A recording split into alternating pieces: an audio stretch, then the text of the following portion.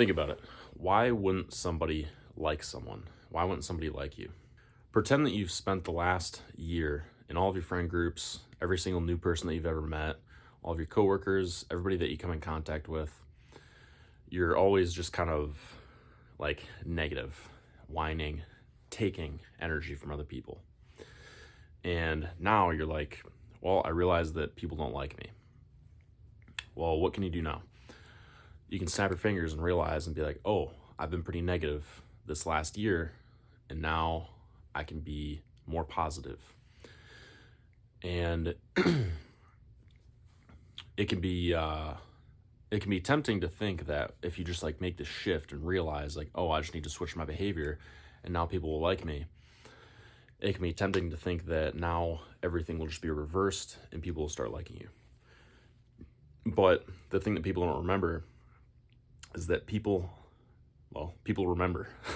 People have memories. So if you've given a lot of negativity, if you've come from a taking mindset over the last year, you can't expect other people to just all of a sudden like you, forgive you, think that you're on their side now because all of their memory of the last year is telling them that you're not.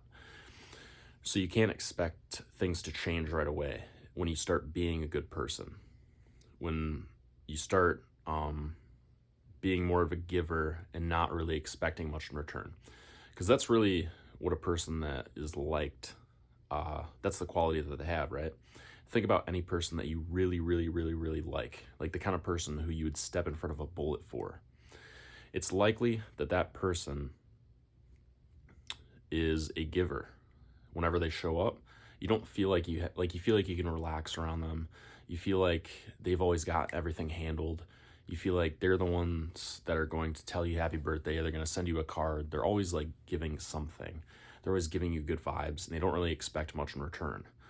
That makes a person very, very likable and very trustable. Is that a word? Whatever. You can trust that person. You like that person. You would take a bullet for that person. If you want to be that person, you can't be the type of person who expects a bunch in return, because then you're entitled. You can't be the type of person who is normally negative and you're whining and you're looking for attention and you're always just looking for people to look out for you, and you're taking energy from other people. You're expecting a bunch. You walk into a room, you expect people to look at you, to greet you, without really giving much and caring about other people. I've made videos before on how shyness and caring too much on what people think of you it actually is kind of selfish, because you're thinking about what people think of you instead of looking at everybody else in the room and going, like actually caring about them and how they feel.